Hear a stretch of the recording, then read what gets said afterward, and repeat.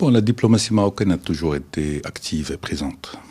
Seulement, il y a des contextes qui ont leur spécificité, leur complexité.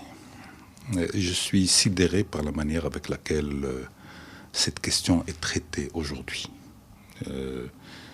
On associe une démarche dans une phase et qui doit être perçue comme étant une démarche naturelle, dans laquelle le gouvernement s'implique, les partis politiques s'impliquent, la société civile s'implique, par rapport à un dossier qui a été traité par la diplomatie, mais qui a trouvé des difficultés compte tenu de la spécificité des sociétés, comme celle des pays nordiques. Donc je suis sidéré par les réactions, les comportements, les déclarations, cette manière de s'acharner sur la diplomatie et sur son ministre. Je demande aux gens de faire la part des choses. Il faut respecter sa diplomatie.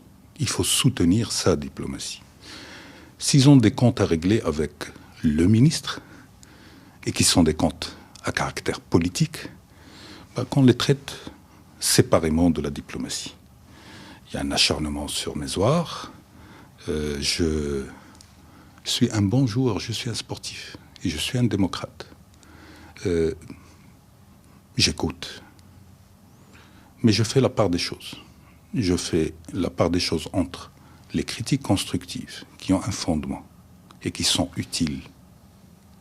Parce que quand on est tout le temps dans l'action, on a besoin aussi d'écouter ceux qui ont le recul. C'est toujours utile parce qu'en définitive, une diplomatie, ça sert quoi? Ça sert les intérêts d'un pays et ne se sert pas elle-même. Elle sert les intérêts d'un pays.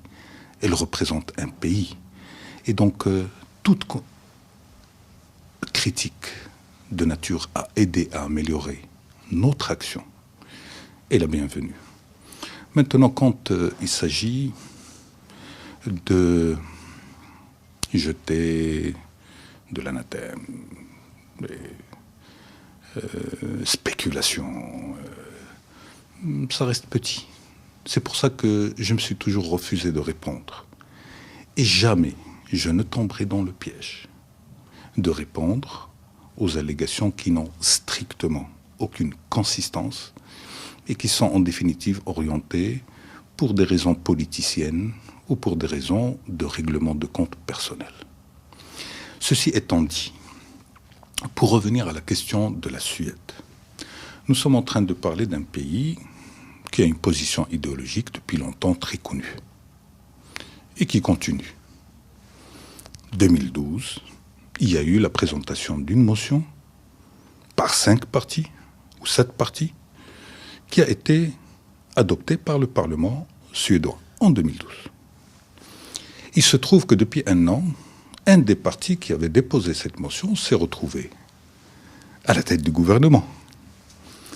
Se retrouvant à la tête du gouvernement, naturellement, on l'a interpellé pour lui dire « Mais vous avez été derrière une motion, il faut maintenant que vous appliquiez cette motion. » Maintenant, entre l'action idéologique quand on est dans l'opposition et l'action de responsabilité quand on est dans le gouvernement, il y a une distance et qui est démontrable et démontrée dans tous les pays. Maintenant, il y a une société civile, il y a des partis politiques qui ont été permissifs au discours de nos adversaires sur cette question-là. Et qui, dans le simplisme, on dit, bon, il y a un État fort, et il y a une pauvre population qui est en train de souffrir dans les camps. Comportement humaniste, idéologique aussi, qui fait que l'hostilité a continué. Quand le nouveau gouvernement est arrivé, on a eu naturellement des rencontres avec la ministre, qui était parmi ceux qui étaient derrière cette motion votée en 2012. Et on a été très clair en disant, attention, vous surtout ne faites pas d'amalgame entre la question palestinienne et ce que vous appelez la question de la race et du Polisario. Sa réponse était claire depuis le premier jour. Nous faisons parfaitement la distinction. La Suède n'irait pas dans une direction qui pourrait être nuisible à la relation avec un pays qu'on considère comme étant un pays ami. Les occasions de rencontre se renouvelaient, le travail se faisait, mais on observait en même temps. On observait l'hostilité au sein du Parlement européen, l'agressivité au sein du Parlement européen, l'agressivité par rapport à la question de l'accord de pêche et l'accord agricole, les ONG, les financements, les expressions de solidarité vis-à-vis de nos adversaires et vis-à-vis naturellement des membres du Polisario, la menace de sanctions contre les produits originaires du Sahara, histoire d'étiquetage, etc., on a signalé en disant attention, vous êtes en train de franchir la fameuse ligne rouge, et si vous franchissez la ligne rouge, ce n'est plus l'affaire de la diplomatie, ça va devenir l'affaire de l'État marocain, dans toutes ses formes d'expression par rapport à une attitude que vous avez. C'est exactement ce qui s'est passé. Il justifie cela par différentes raisons, disons, effectivement il y a une motion, mais nous devons contourner cette motion en faisant un réexamen. Je leur dis, c'est votre droit.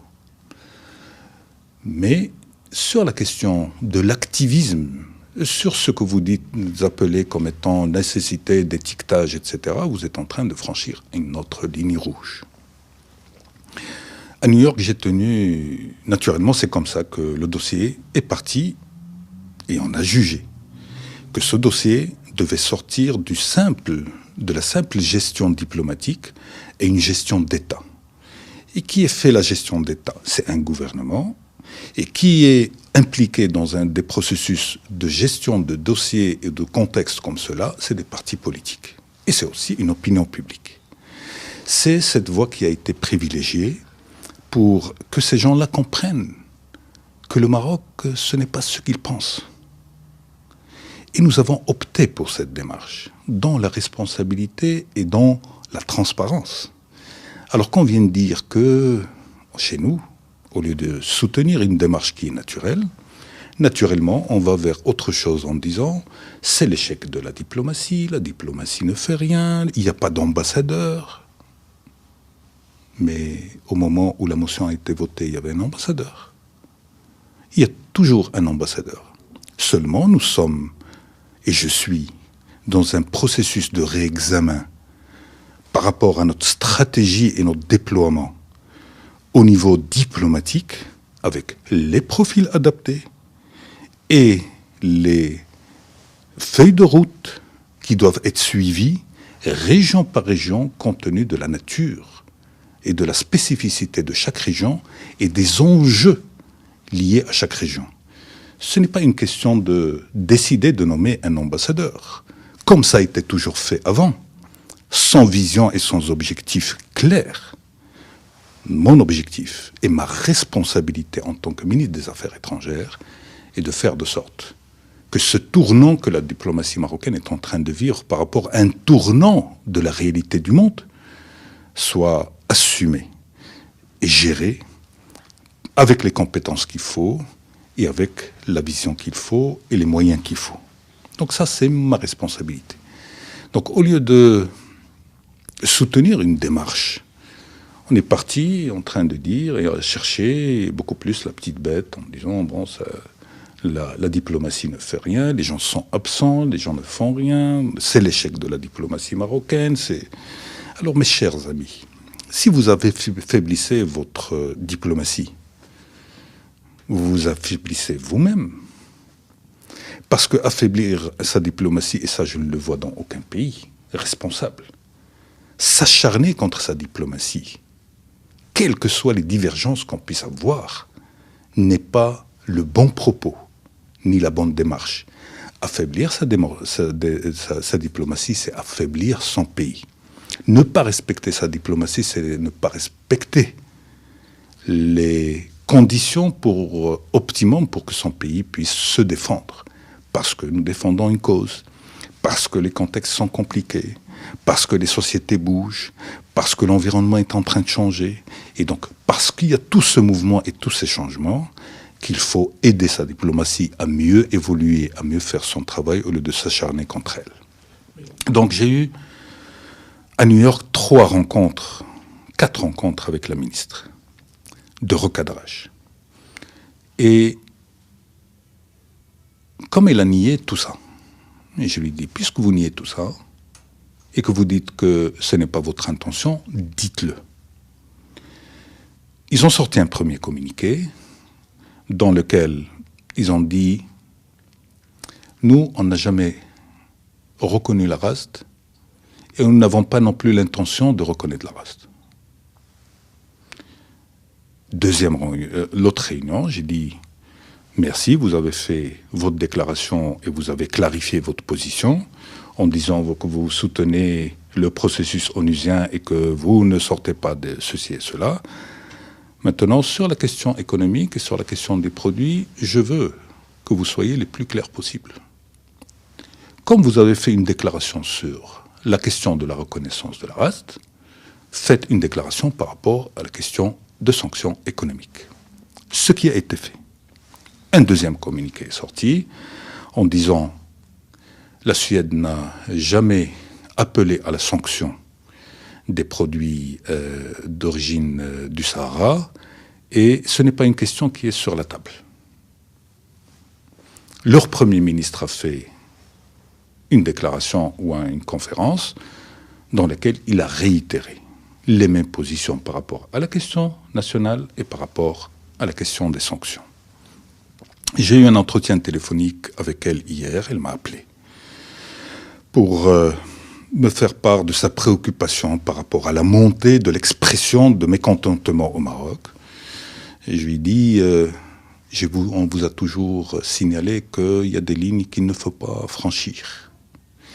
Et que le Maroc, sur la question de son intégrité territoriale et par rapport à sa dignité et à sa souveraineté, il ne transige pas, il ne discute pas. Ces lignes-là ont été franchies. Aujourd'hui, il faut remettre les pendules à l'heure. Les pendules ayant été mises à l'heure, je lui ai dit, naturellement, je vais faire part à mon gouvernement de cet entretien et le gouvernement prendra les décisions qu'il conviendrait et qu'il jugerait utiles sur la base de l'évaluation qui sera faite de tout ce processus-là. Donc, voilà l'histoire. Et voilà, mais ce qui est important, au-delà de la Suède, c'est le message. C'est le message à ceux aussi qui pensent pouvoir agir à l'instar de la Suède ou autres. Donc, c'est un message à tous ceux qui franchiraient la ligne rouge. Il y a un peuple qui s'appelle le peuple marocain. Il y a des forces vives qui s'appellent des forces vives du Maroc. Il y a des institutions dans ce pays qui ne se laisseront jamais marcher sur les pieds. La question de l'intégrité territoriale du Maroc est un élément déterminant, fondamental dans la relation avec le Maroc. On peut ne pas être d'accord avec le Maroc, mais au moins, vous voulez la paix, la stabilité dans la région. Vous voulez que le modèle qui fonctionne continue à fonctionner. Vous voulez que l'espace auquel nous appartenons tous et qui vous concerne soit un espace de stabilité et de paix. Alors, encouragez le processus de dialogue politique. C'est avec le processus de dialogue politique et le soutien du dialogue politique que les solutions vont être trouvées. Faire la pression sur le Maroc, c'est se tromper de démarche. Faire de la surenchère sur le dos du Maroc, c'est se tromper de démarche. Et jamais le Maroc ne permettra à qui que ce soit de faire cela.